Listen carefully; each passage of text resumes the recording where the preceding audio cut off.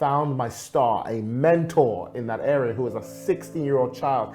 And anytime God would bless people, suddenly it's like their life would start to draw circumstances that would make them successful. So if your spiritual life still needs discernment, it's not spiritual. It doesn't just affect the money you make, it affects the relationships, the quality of people that come into your life. I give away 20% of my money every single month. Most people are not willing to do that work. Most people spend more money on the outside of their head than they do on the inside.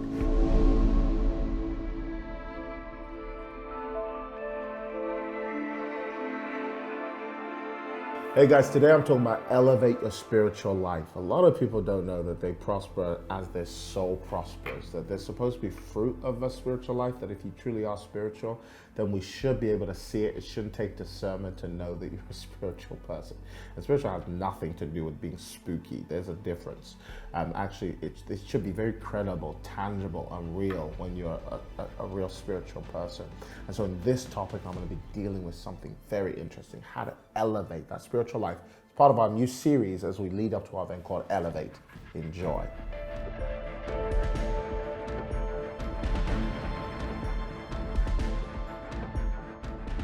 So I want to redefine spirituality in this one because I think so many people think spirituality is about like the immaterial realm, and it is about the immaterial realm, but spirituality is actually more about how you manifest the immaterial realm in a way that it can be seen by people around you.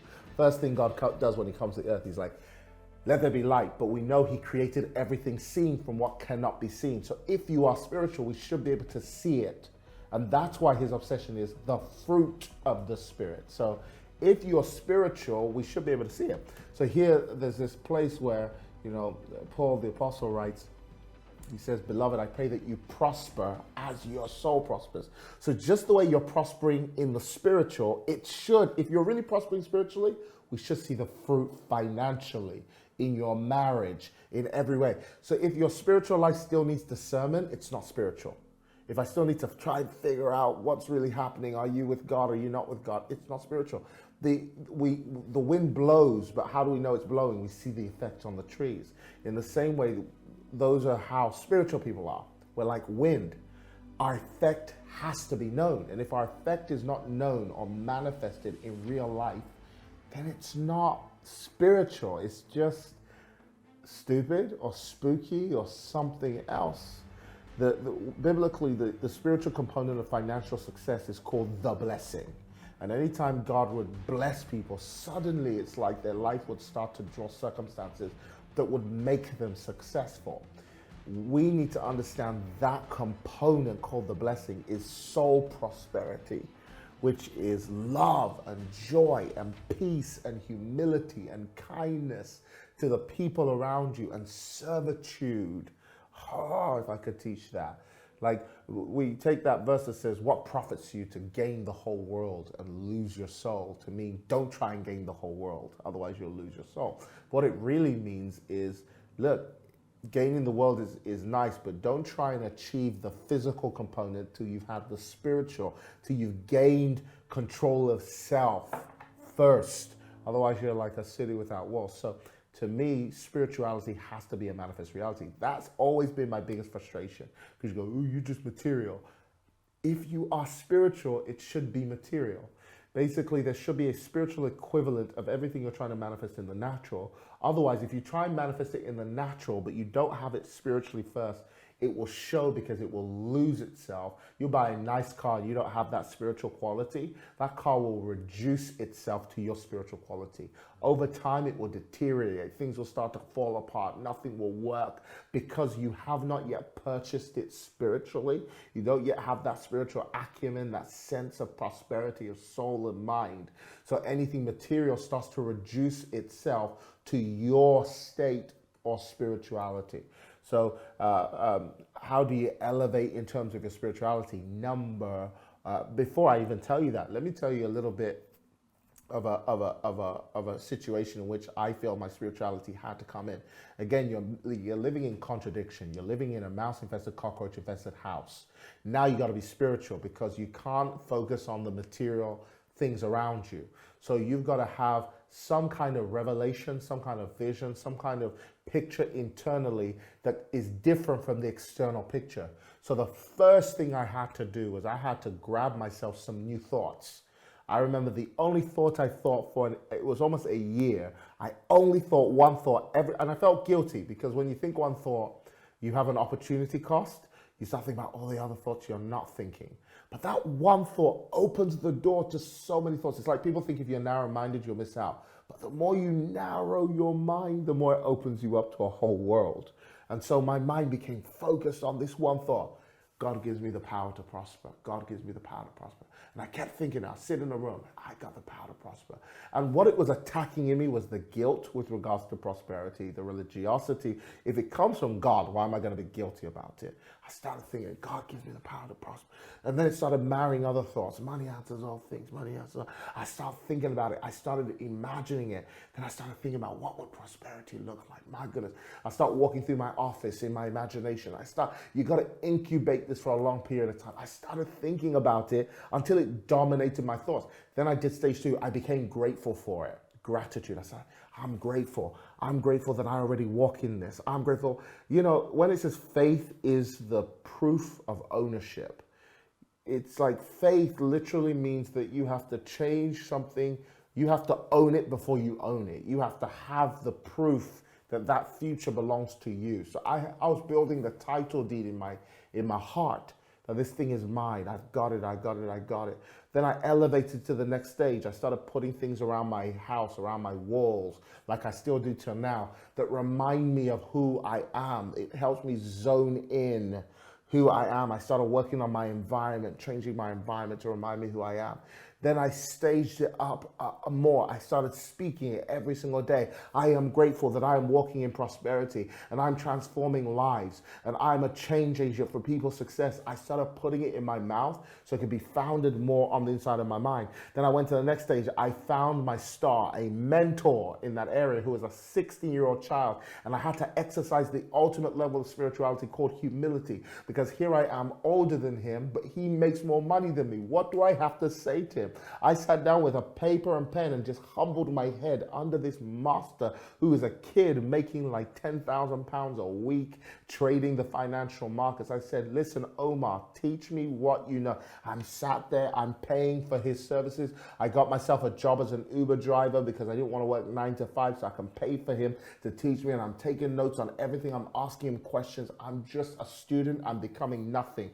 This is how you elevate your financial success. And when I learned what he did, I found a way to make it better, to grow my knowledge, to go and advance myself beyond his level. I became obsessed with a trade, a skill, a craft, and I honed in that skill until I saw what I knew in my spirit start to manifest financially. Then people started seeing pictures of me holding wads of cash in my hand, like 50-pound notes in wads. And what was happening? Spirituality was manifesting in its natural equivalent. I know that upsets people because a lot of people want their spirituality to remain invisible. It is useless. It's useless, invisible. This doesn't, by the way, mean that the more money you have, the more spiritual you are. But what it means is, because you can have more money and lose the root of spirituality and still have money growing, and that's when you gain the world and lose your soul. But if you have it growing from within, money becomes the fruit of that spiritual life you've already developed because you've learned how to be a giver. You've learned how to love people. The other thing I did, I started counting my prosperity, not by how much I had, but how much I get to give away. I give away 20% of my money every single month. And to watch that 20% grow, I remember where it was. I was making £50 a week. At the time, I was getting £50 a week. I remember I would give away 20% of that. I had my bus journey to cover, my food to cover, everything, but I'd give away 20% of that. That's £10 every single week. To watch that grow from £10 to over £10,000 a month now is insane to me. It's insane to see that you could, and to watch it even go beyond that. There's come a day that will be 1 million. My 20% will be 1 million, 2 million, 10 million. But that's how I count my prosperity, because we're willing to do more for others than we are for ourselves. When I get to cancel that person's debt situation, or when I get to help somebody put their kid through school or whatever, these are the things that to me, mark prosperity. And that's how you elevate. Find a level at which you're willing to give to others, contribute to society, give to causes, and then watch that level and be consistent with it, and watch that level grow with time. And you'll find that you'll want to prosper more because your prosperity is giving advantage to other people around you. So those are some tips to how to super elevate yourself in your wealth, in your spirituality, and how your spirituality affects. It doesn't just affect the money you make, it affects the relationships. The quality of people that come into your life is determined by how you upgrade your spirituality. I want you to start seeing everything in your life as fruit of your internal world. And if you take the time to watch over and steward well the seeds that are being planted in your spiritual life, in your internal world, everything, spiritual just means everything that cannot be seen.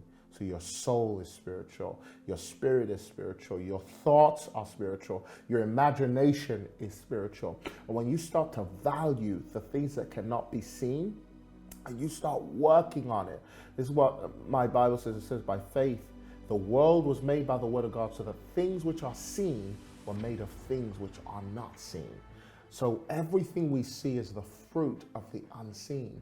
So take the time to develop yourself spiritually. If you don't like the life you have, remember this: your external world is the direct reflection of your internal world. And so you've got to learn to build a better internal world and build a bigger internal world and become obsessed with that in your imagination, in your mind. Become obsessed, and you'll see it directly affect over time what you do, what you say, and how you treat people around you. And you'll see the quality of your life go up. Most people are not willing to do that work. Most people spend more money on the outside of their head than they do on the inside. It's time to spend a lot more time and money on the inside of our head, developing the quality of our thoughts, the quality of our actions, and how we treat the world around us. I hope you got something from that.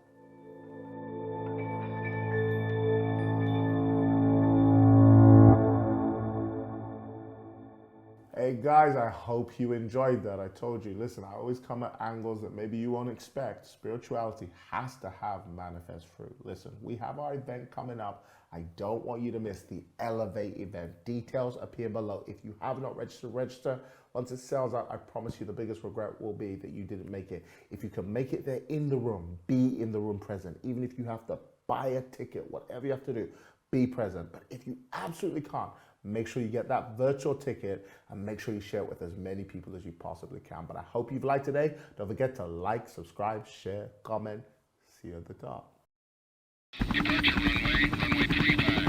Frequency 119. Being in the sky has always moved me. Something about looking down at all the people whose many problems appear so big from the ground. It's in moments like this I realize the profound truth that up here our big problems appear so small. Perhaps our problems are not nearly so big. Perhaps we are not nearly so high as we ought to be. Elevate.